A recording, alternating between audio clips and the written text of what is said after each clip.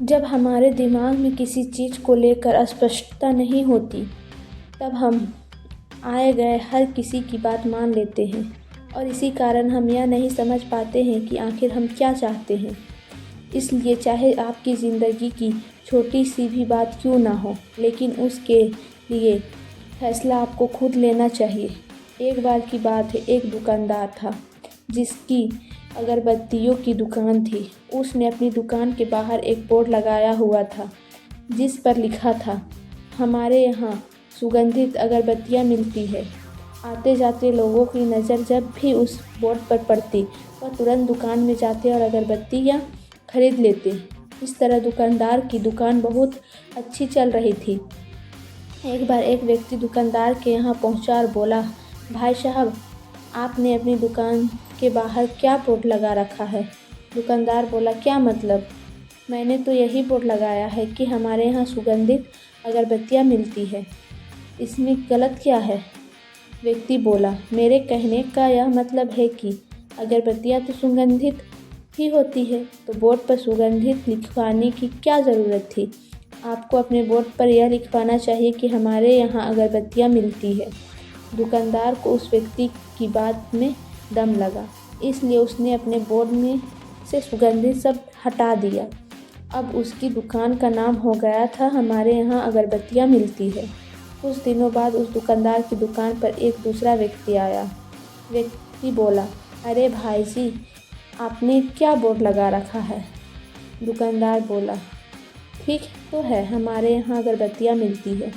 व्यक्ति बोला, अरे अगर किसी को अगरबत्तियाँ खरीदनी होगी तो यही आएगा, हमारे यहाँ का क्या मतलब है? आपको अपने बोर्ड पर सिर्फ इतना लिखना चाहिए था, अगरबत्तियाँ इतना लिखोगे तब भी कोई भी समझ जाएगा कि इधर अगरबत्तियाँ मिलती है। दुकानदार ने फिर उस व्यक्ति की बात मान ली और बोर्ड में सिर्फ अगरबत्तियाँ शब्द रहने दिया। फिर थोड़े ही दिनों में एक और व्यक्ति दुकानदार के पास पहुंचा और बोला, इधर अगरबत्तियाँ मिलती है? दुकानदार बोला, हाँ, बाहर बोर्ड पर तो लिखा है अगरबत्तियाँ। तो इधर अगरबत्ती ही मिलेगा कि ना? व्यक्ति बोला, आपको तो अब सभी जान चुके हैं, आपको क्या ज़रूरत है बोर्ड पर कुछ भी लिखवाने की? अब आपकी दुकान इतनी चलने लगी है, मेरी मानो तो आप यह अगरबत्तियाँ नाम भी हटा ही दीजिए। ऐसा कहते हुए वह हंसते हुए चला गया। दुकानदार सोचने लगा, क्या सचमुच मेरी दुकान इतनी अच्छी चल रही है कि मुझे नाम की भी ज़रूरत नहीं? ऐसा क्या करता हूँ, मैं बोर्ड ही नहीं लगाता, बाकी दुकानदारों को भी पता चले कि मुझे नाम की कोई ज़रूरत नहीं है। वैसे भी शेक्सपियर ने कहा है, नाम में क्या रखा है। ऐसा सोचते हुए उस दुकानदार ने अपने बोर्ड से अगरबत्तियाँ शब्द भी हटा दिया। बोर्ड खाली रहने की वजह से लोगों का उसकी दुकान में आना कम हो गया और धीरे धीरे उसका धंधा बंद हो गया। दुकानदार का एक दोस्त उससे मिलने आया। आते ही उसने दुकानदार से हाथ मिलाया और गले मिला।